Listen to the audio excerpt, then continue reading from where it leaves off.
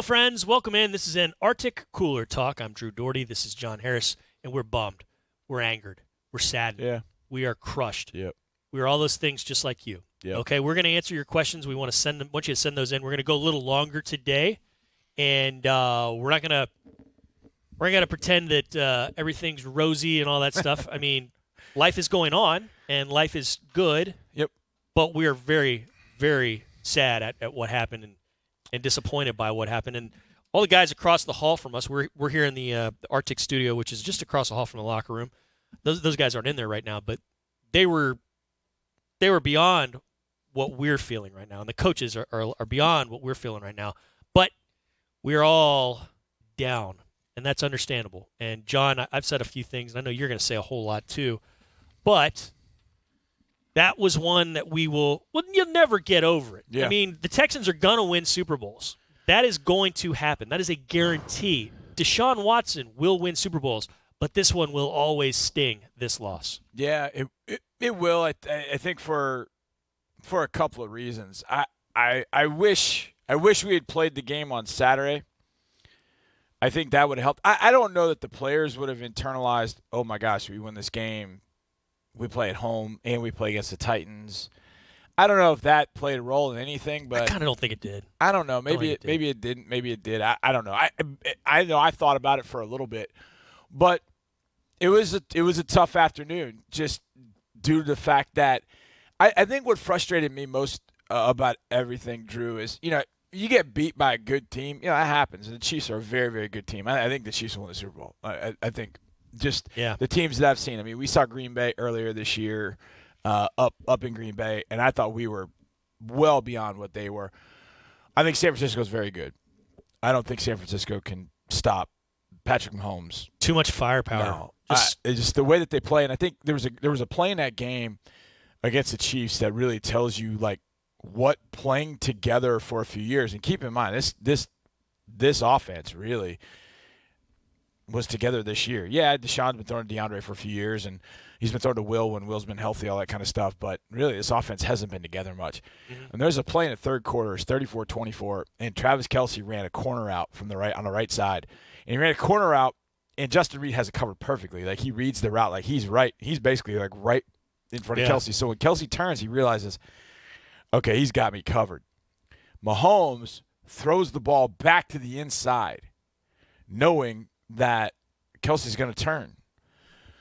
Makes the catch. It's a 20, 25-yard catch. And I saw it again I saw it live, and then I saw it on replay, and I was just like, that was amazing. And then that's the intuition of what you're talking about. Well, years together, highly skilled players. And so I was watching I saw it on Twitter. It was one of the mic'd up segments, and Kelce was like, dude, how did you know? Like, how did you know I was going to turn back to the inside? He goes, I just knew. I mean, literally, I just knew. I knew you had to. You had to turn back inside. So that comes in time of playing together. And think about how frustrated we are right now. Think about how frustrated the Chiefs were last year after losing that AFC Championship. Dee Ford, he goes offside on an interception that ends the game and sends the Chiefs to the Super Bowl. I mean, they were distraught all offseason. And then they went out. 4 or 5 years ago when they lost in the playoffs at Indianapolis when they were up huge. They were up huge and losing the game 45-44. So, look, it's you deal with it, and I know a lot of people that are anywhere near our age demographic are like, I've been through with the Oilers. I've not been through with the Texans. Like, I get it. Look, that's sports, man. That's it. It happens, and you bounce back, and you come back the next year, and it's going to make that opportunity that you do win the Super Bowl. It's going to make it that much sweeter because you've been waiting. I mean, think about the Red Sox fans that. I mean, not all were waiting 86, 87 years. Right, but there was a long wait. In year 86, they lose in the bottom of the 10th inning or 11th inning or whatever it is to Aaron Boone. Then the next year, they're down 3-0 in the series to the Yankees again. It looks like it's going to happen all over. And then they have the greatest comeback maybe in the history of sports, and they win a World Series the very next year. So I'm being more positive than I have felt all week. I've been like you. I've been gutted. I texted Mark right after the game. We were on a bus. We were like 5 rows apart, and I just texted him, and I just said, I'm just gutted, man. Yeah. I just really felt like this team could go into that building and do good things and do great things. And then went up 24-0. I was like, But the difference between – because it happens, man. The difference between the Oilers of the late 80s, early 90s, because that's what I know. I was born when Love You Blue was happening, so I don't really remember much of it, but I remember the Oilers, those late 80s, early 90s Oilers.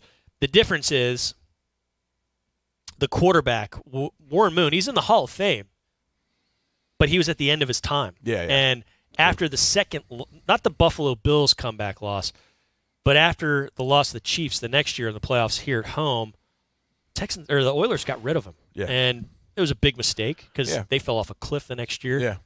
Left. Sean Watson's not going anywhere. And that's the beauty of all this. And that's what you always say. You said at the end of 17, you said last year, you said again this year. I mean, I guess you're going to have to go through some of these hard times. No doubt. So anyways, we're answering your questions. Send them in. Wesley on Facebook has a great one. Will there be any changes to the coaching staff? Yes. Every single year there are changes to an NFL coaching staff. Now, I don't know how high up they will go, but you're going to see some assistants leave. You'll see some new guys come in. Maybe there's tweaks at the coordinator spots as well, but there will be changes to the coaching staff. That's a guarantee. Yeah. It's a guarantee. And Bill O'Brien said he's probably going to have a meeting with the media a little bit later on. Yeah. Could be this week, could be next week, could be later on, but there's going to be some changes here soon in some form or fashion. Had the Texans won the Super Bowl 45-3. Yeah. There probably would have been changes to the coaching staff then too. I mean, that's the way of life in football, and I can tell you as the son of a coach, it happens all the time. And sometimes it happens when you least expect it. So I think everybody's expecting it, and we'll see. I mean, could it be one coach, two coaches? I mean, who knows? There will be changes. I don't think there's any question that when you don't win a championship, you always start looking at reasons that you think you've got to make changes to get to a championship. We can't just run it back because running it back got you to this level. So you got to run it back and then some. And so you start looking at all avenues to do that. And coaching, staff, players, those are the three. So you start looking at all that, you examine all of it, and then you try and come up with the best plan to go back to it at 2020. Okay. Keep sending the questions in. We've got this from Sammy on YouTube. Hope Sammy's doing great.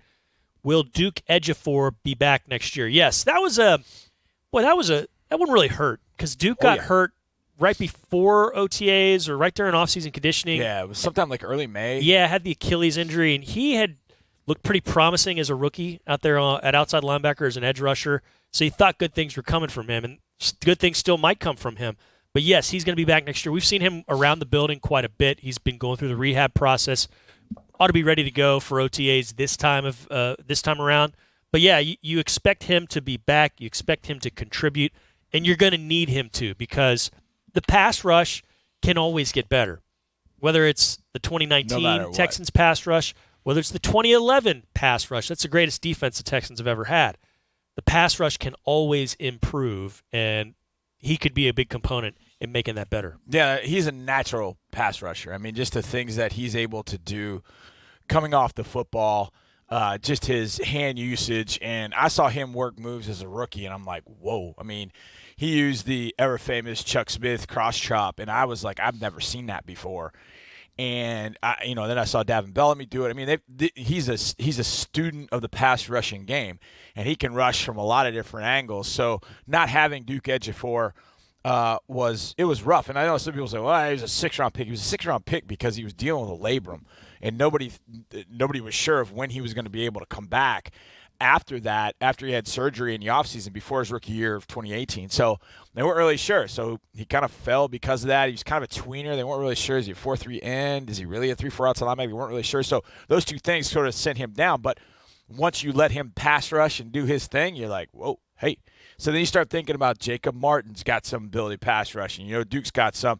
He's coming off an Achilles, so you maybe won't see as much explosion maybe right away until he kind of gets it back together. But by the time we start training camp, he'll be like 15, 16 months away from the injury. So that's at least a step in the right direction. You bring Whitney Merciless back, and then we've got a question about what we'll get to here in a little bit. So and I want to say this: you're going to add a pass rusher very high in the draft, or two. Yeah, I don't care. You throw. There's certain positions where that's why I've said all along, I do not think the Texans gave up too much in Laramie Tunsil deal because there are certain positions you've got to have locked down. Mm-hmm. And I feel way better about having Laramie Tunsil left tackle than what we've had in the past. When it comes to pass rush, you can never, ever have enough pass rushers. And I'll say this about, speaking of the Chiefs. Back in 2013, Chris Ballard was with the Chiefs at the time, and they drafted Dee Ford. And they had drafted Justin Houston 2 years earlier. They had Justin Houston 2 years earlier. It Justin was lighting Houston the league on fire. He was killing it. Yeah. And they had Tom Ali, Mm-hmm. and they drafted Dee Ford. And so I texted him after they drafted him, and I was like, yo, like, really? Dee Ford? Question mark?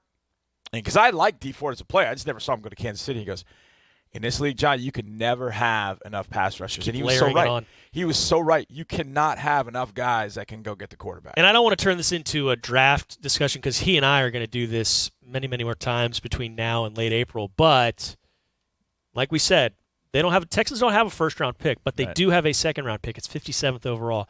They do have their third-round pick. There's been an idea out there that's been traded to Cleveland for Duke Johnson. No. False. A conditional third-round pick, which means the Texans are going to get a comp pick. Yeah, a comp pick. And that's going to go to Cleveland. Texans have their own third-round pick. Plus they have 2 4s, a 5, and a 7. So yeah, because they got Miami's 4. Yeah. And then they got Miami's 6 next year, correct? I think so. They traded this year's 6th to the Patriots for Keon Crossan, who was money on special teams. They'll have, when it's all said and done, they'll have 8 picks. Yeah. They've got 6 right now, but they're going to have a couple more comp picks come their way. That probably 3, and one of them will get traded. Okay, what's the next step for our offense? That comes from Mike on Facebook, and this is, I don't know, do we have 7 hours? There are many different things the Texans can do on offense that can get better, that can change. I think one thing is you got to figure out a way to see if Will Fuller can stay healthy. I don't know that that's ever going to happen, but that's one off the bat. Now, it's one that you can't rely on and keep, put in the bank as far as something that's going to change. But that in itself, what happens if he's healthy for 12 games, 14 games? What happens if he's healthy the entire season? It's a drastically different look. But next step for the offense, you're probably going to add some help on the offensive line in one spot, I would imagine, because you like what you've got there in your tackles. You like what you got there in Max Sharping. Your center's locked up for a while, but I wonder about right guard. I think that there might be some competition there. And then tight end is probably going to look a little bit different than it did this year. You had Fells and you had Akins play the bulk of the year. And then Jordan Thomas came in for a little bit, and it looked like he was kind of dipping his toes back in the water after a rookie season where he led the tight end group with 4 touchdowns. And I think we're going to hear from Kahali Waring next year when it's all said and done. I think those things are some of the main ideas to remember. Yeah, I think I don't know if you mentioned running back. Didn't mention running back. I think Duke's under contract. He is. Carlos is an unrestricted free agent, I believe. Now Hyde and Miller are unrestricted free agents. Yeah, right. Yeah, both. And we do have a question about Lamar Miller as well, so we'll get to that. But I think he could. That's from Kenan on YouTube about Lamar Miller. So let's all bundle this together. Yeah, and Kenan says, will Lamar be our starting running back next year? Here's a couple things, and again, not to turn this into a draft discussion, but when you look around the league, it feels as if teams that, outside of Tennessee, and even Tennessee had a second-round pick in Derrick Henry. Yeah. Teams are not putting a ton of stock in first round. They're not spending a lot of capital for the most part. I know some will say, well, the Giants drafted Saquon Barkley. Well, look where the Giants are. Christian McCaffrey with the Panthers. Well, look what the Panthers are. The Chiefs have Damian Williams. Where'd Damian Williams come from? He was with Miami, and then the Chiefs got him basically on the cheap. The Texans, how did they get Carlos Hyde? So my point with running back is teams are either going to the bargain bin to go see what they can find. Where can they find a bargain of guys that, as Coach O'Brien said, I've liked Carlos Hyde for a while, and we finally had an opportunity to go get him and made the deal with Andy Reid, traded Martinez Rankin, or they're going to find them in the draft. And if you're going to find a running back, this is the draft to do it. It's interesting. Yeah. It's a loaded. Now, it just lost one because Kylan Hill, Mississippi State, decided yesterday to go back. He declared, and then he changed his mind. He's going to go back to Mississippi State and play for Mike Leach. But other than that, this is a loaded running back class. So you can find a younger running back. You have Karan Higdon as a practice squad guy. I was just going to say, I was going to bring him up. He was on the practice squad, played at Michigan, and did a few things nicely in the preseason. Yeah, he did. And then learned this year. Absolutely. I think like Waring, he's going to be heard from in the years to come. It's like a redshirt year that they spent this year, basically. And another thing I want to say, there's all this talk about starting running backs, with the Texans, Yeah, it doesn't matter. that's going to be Doesn't matter. That's going to vary week to week because Duke Johnson started on Sunday. Yeah. Duke Johnson was a starting running back technically Yeah. on Sunday. So Carlos got the bulk of the carries, Carlos got the bulk of the yards, but it's going to depend on the matchup. And there's going to be I think you're going to see a rookie in the mix next year. But I think you can sum up the offense in one word. This is what's the next step for our offense. The follow-up question would be what is needed for the offense. I think one thing is needed, and it's very simple to say. I think it's difficult to find, and it's difficult to do, and it's consistency. Sure. It's consistency. It's level of execution at every single moment, at every single spot on the field. If you're backed up, how well do you execute when you're backed up? When you're in the red zone, how well do you execute in the red zone and score touchdowns? It's bananas. And then between the 20s, how do you execute? It's bananas that the 17th game that Deshaun Watson started this year was the first game that the Texans and that offense with him on the field scored a touchdown on the opening drive. I mean, he hadn't done that in the other 16 times. They did it with A.J. McCarron. Right. And with the firepower this offense has, you got to be able to. You've got to be able to do better things. So to me, it comes down to one thing. It's can this unit be consistent? And to be consistent, I think you need a few things. First of all, you need some continuity. And then you need to be together for a while. I mean, you just need to have guys that are used to playing next to one another. You know, when you go into 2020 and Laramie Tunsil looks over and he sees Max Sharping, like, "Hey, I know you," as opposed to, "Hey, I'm Max. Hey, I'm Laramie." And which is week basically one, basically for the first time as you get ready to play. And Max didn't even play the first couple games; he got in there in week 3. But you get Titus Howard back, and I think that's huge. I think everybody that poo-pooed Titus Howard being drafted in the first round, well, they didn't draft Andre Dillon. No, look, Titus Howard's a dude. Titus Howard is an absolute dude, and he's going to be in this league for a long time as long as health permitting. But the offensive line is going to be better. Collie Warren's going to add something to the tight end group. But it's just all about consistency. It's got to be a more consistent unit. And you see that with Kansas City, how much better that group was once they got everybody out on the field. And it ended up being the group that was out on the field that we saw on Sunday was a group that had been together for a while. Yeah. Tyreek, Sammy, Kelsey, Mahomes. Those guys have been together for a while. Then you throw in a guy like Damian Williams that gives them some juice at the running back spot, and away you go. Raphael on Facebook, do we expect rookies like Charles Omenihu and Lonnie Johnson to be starters next season? I think Omenihu is a good chance of that. Lonnie Johnson Jr., I think in situations, yes. Mm-hmm. I don't know that – I know for sure they're not just being handed starting positions. Oh, there's no question about that. And I think there's going to be upgrades, not to get into a draft discussion. I think you're going to see a cornerback drafted pretty high from the Texans this year. Yep. I think you're going to see them look in the free agent market as far as adding a guy as well. But you want to see how Conley looks with a full offseason here. You want to see how Hargraves, maybe if you keep him, looks with a full offseason. You want to see what year 2 looks like with Johnson. But starters, I don't know that – I think it's too early to really get into that. I think August is probably the more apt time to discuss it. Can I go into my little diatribe about like starters? Can I do that? Sure. Starters to me really. But we got other questions to answer, so I don't know, go too long. Right? I'm not. But when I'm asked that question, sorry, I'm stammering through this. It's okay. When I hear that question about starters, is this guy going to be a starter? I can't tell you how many times I've seen a guy start for a play or a series and then not play the rest of the game. Starting really only matters at the quarterback position and probably the offensive line, because those are the ones that rarely. When you look at the play count afterwards, Mm-hmm. and you look at the players that play 100% of the plays, it's typically the offensive line and the quarterback. Everybody else is in and out and different personnel packages on both sides of the ball. We've gotten to where everybody's interchangeable for the most part, except for the offensive line and the quarterback. Everybody else, DJ Reader starts, and he's tremendous. But I think he played like 56, 57% of the plays because he would come out a lot of times on third down. So the starter question, I don't know. Do I think that Charles Omenihu and Lonnie Johnson are going to be impact players next year? They're going to play more. They need to, and they're going to play more. They need to be impact players next year. There's no question, whatever role that they're asked. That game against the Chiefs, Lonnie, A, was asked to cover Travis Kelce a lot, and B, he was playing safety. So I'm not going to say that I said that maybe that should be the case for Lonnie, but maybe that should be the case for Lonnie, playing some safety. But here's the other. He has a body frame for that. He does, and here's the other thing.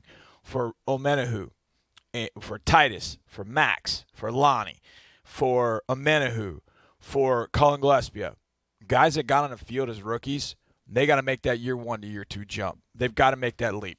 They have to.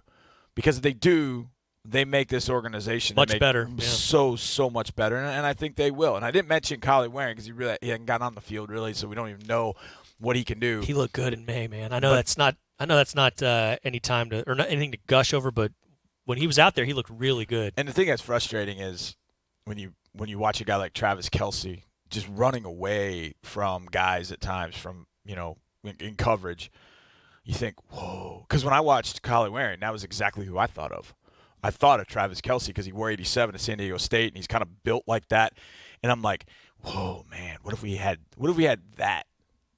Like, what if we had a less goofy version? I was almost going to say a bad word. But what if we had a less goofier version of that? Well, let's see if Kylie Waring ends up being that kind of guy, because you think about what Kelce did for that passing game. Because Tyreek didn't do a ton. Sammy didn't do a ton. Kelce killed us. He killed us. And he had a very innate ability to find open spots. And that's what ended up hurting us, especially down in the red zone. And, that's something that Kylie Waring over time is going to have to learn as a tight end. But I think that could be something that you add and is added to this offense. But, I think from a starter perspective, I don't know. I don't really worry about starters per se because it's so scheme-oriented and personnel-oriented. All right, speaking of tight ends, Beto on Facebook has this. What can we expect from J.J. Watt in 2020? Now. I'm not trolling. He's played tight end. Caught 3 touchdown passes in 2014. You're trolling calling him a tight end. Don't think you're going to see J.J. play much, if any, tight end or anything on offense next year. But what can we expect from him in 2020? I think he's going to be back. I think he's going to be ready to rock. The pec injury is kind of a freak injury. I mean, it's a weird injury to get. It's not like that's not a wear and tear thing that you see from guys. It's not. Right. It's not something that it's ever bothered him before. So it was disappointing to see him go down because he's going to be in the Hall of Fame someday. And when you lose a Hall of Fame player, of course, it stings your defense. Mm-hmm. It was good to see him back. I think by all accounts he came out of those 2 playoff games, knock on wood, healthy enough. I don't think he re-injured it at all. But hey, as far as J.J. Watt goes, people have asked me this before each of the last few seasons when he was injured. Not last season, but this 2 seasons before when he had been injured. What do you think it's going to be like with him? I think he's going to wreck shop. I'm never going to bet against this guy. So as long as he's been healthy. I think you're going to see the all-pro level play from J.J. Watt that you've seen when he's been on the field. When he's on the field, he is an all-pro. He's a future Hall of Famer, and I think you're going to see that next year. Yeah, as long as he's been healthy. Yeah. I mean, I know people say, well, his sack numbers were down earlier this year. Man, I'm telling you right now, take the Indianapolis game up in Indianapolis because he didn't play in the Thursday night game against them.